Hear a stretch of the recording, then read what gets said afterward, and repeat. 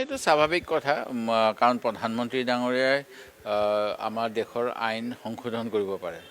তেখেতৰ যিহেতু 2014 চনৰ পৰা আছে আৰু সংশোধন কৰা দৰকাৰেই নাই, বিদেশী বহিষ্কাৰ কৰিব লাগে বুলি আমাৰ অসম চুক্তিটো লিখা আছে আৰু তাৰ আগতে যিখিনি সংশোধন কৰা হৈছে অসম চুক্তি হোৱাৰ পিছত সেই গোটেইবিলাকত আছে যদি কোনোবা মানুহ বিদেশী বুলি প্ৰমাণ হয় তেতিয়াহ'লে তেখেতক নিজৰ দেশলৈ প্ৰত্যাৱৰ্তন কৰিব লাগে। সেই কামটো ইমান দিনে যে কৰা নাই, অকল হিন্দু মুছলিমৰ ৰাজনীতি কৰি ভোট বেংকৰ ৰাজনীতি কৰিবলৈ যে বিজেপি চৰকাৰখনে এনেকুৱা কৰি আছে, ভয় ভাবুকিৰে যে তেওঁলোকে প্ৰশাসন চলাব বিচাৰে আৰু ৰাইজৰ ভোট আদায় কৰিব বিচাৰে, এই কথাবিলাক প্ৰমাণিত হৈছে। উচ্চতম ন্যায়ালয়ে ঠিকেই কৈছে, যদি এজন মানুহ বিদেশী বুলি চিনাক্তকৰণ কৰা হ'ল তাৰপিছত তেখেতক সেই দেশখনলৈ প্ৰত্যাৱৰ্তন কৰিব লাগে। আমাৰ ৰাজহুৱা কৰ কাটলৰ পইচাৰে তেওঁক খুৱাই বোৱাই ইয়াতে বন্দী কৰি থোৱাটো একেবাৰে আইন বিৰুদ্ধ কথা আৰু মানৱ অধিকাৰ বিৰোধী কথা। তেখেতৰ যদি পৰিয়াল আছে নিজৰ স্বদেশত, তালৈ গৈ তেখেতে পৰিয়ালৰ লগত স্বাভাৱিক জীৱন যাপন কৰিবলৈ তেওঁক সুবিধা দিব লাগে। এনেকৈ বন্দী কৰি তেওঁৰ মানৱ অধিকাৰ খৰ্ব কৰিব নালাগে। এই এতিয়া অতি দুখনীয় কথা।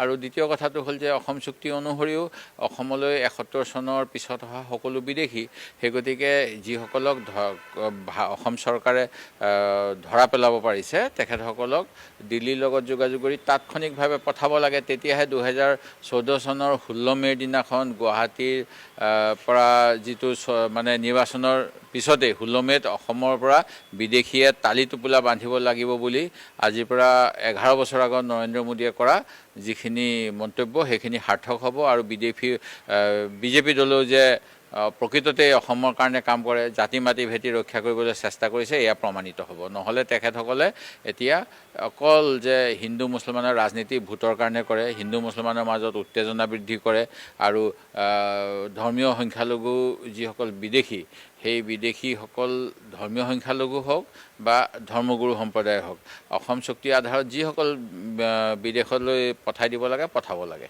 এইটো স্বাভাৱিক কথা কাৰণ প্ৰধানমন্ত্ৰী ডাঙৰীয়াই আমাৰ দেশৰ আইন সংশোধন কৰিব পাৰে।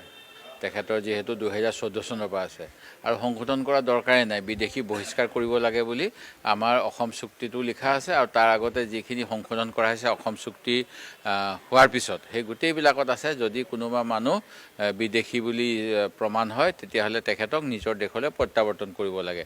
সেই কামটো ইমান দিনে যে কৰা নাই, অকল হিন্দু মুছলিমৰ ৰাজনীতি কৰি ভোট বেংকৰ ৰাজনীতি কৰিবলৈ যে বিজেপি চৰকাৰখনে এনেকুৱা কৰি আছে, ভয় ভাবুকিৰে যে তেওঁলোকে প্ৰশাসন চলাব বিচাৰে আৰু ৰাইজৰ ভোট আদায় কৰিব বিচাৰে, এই কথাবিলাক প্ৰমাণিত হৈছে। উচ্চতম ন্যায়ালয়ে ঠিকেই কৈছে, যদি এজন মানুহ বিদেশী বুলি চিনাক্তকৰণ কৰা হ'ল তাৰপিছত তেখেতক সেই দেশখনলৈ প্ৰত্যাৱৰ্তন কৰিব লাগে। আমাৰ ৰাজহুৱা কৰ কাটলৰ পইচাৰে তেওঁক খুৱাই বোৱাই ইয়াতে বন্দী কৰি থোৱাটো একেবাৰে আইন বিৰুদ্ধ কথা আৰু মানৱ অধিকাৰ বিৰোধী কথা।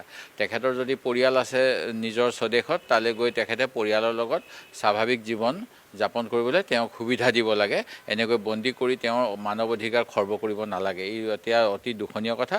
আৰু দ্বিতীয় কথাটো হ'ল যে অসম চুক্তি অনুসৰিও অসমলৈ 71 চনৰ পিছত অহা সকলো বিদেশী, সেই গতিকে যিসকলক অসম চৰকাৰে ধৰা পেলাব পাৰিছে তেখেতসকলক দিল্লীৰ লগত যোগাযোগ কৰি তাৎক্ষণিকভাৱে পঠাব লাগে। তেতিয়াহে 2014 চনৰ 16 মে'ৰ দিনাখন গুৱাহাটীৰ পৰা যিটো মানে নিৰ্বাচনৰ পিছতেই 16 মে'ত অসমৰ পৰা বিদেশীয়ে তালি টোপোলা বান্ধিব লাগিব বুলি আজিৰ পৰা 11 বছৰ আগত নৰেন্দ্ৰ মোদীয়ে কৰা যিখিনি মন্তব্য সেইখিনি সাৰ্থক হ'ব আৰু বিজেপি দলেও যে প্ৰকৃততে অসমৰ কাৰণে কাম কৰে, জাতি মাতি ভেটি ৰক্ষা কৰিবলৈ চেষ্টা কৰিছে, এয়া প্ৰমাণিত হ'ব। নহ'লে তেখেতসকলে এতিয়া অকল যে হিন্দু মুছলমানৰ ৰাজনীতি ভোটৰ কাৰণে কৰে, হিন্দু মুছলমানৰ মাজত উত্তেজনা বৃদ্ধি কৰে আৰু ধৰ্মীয় সংখ্যালঘু যিসকল বিদেশী, সেই বিদেশীসকল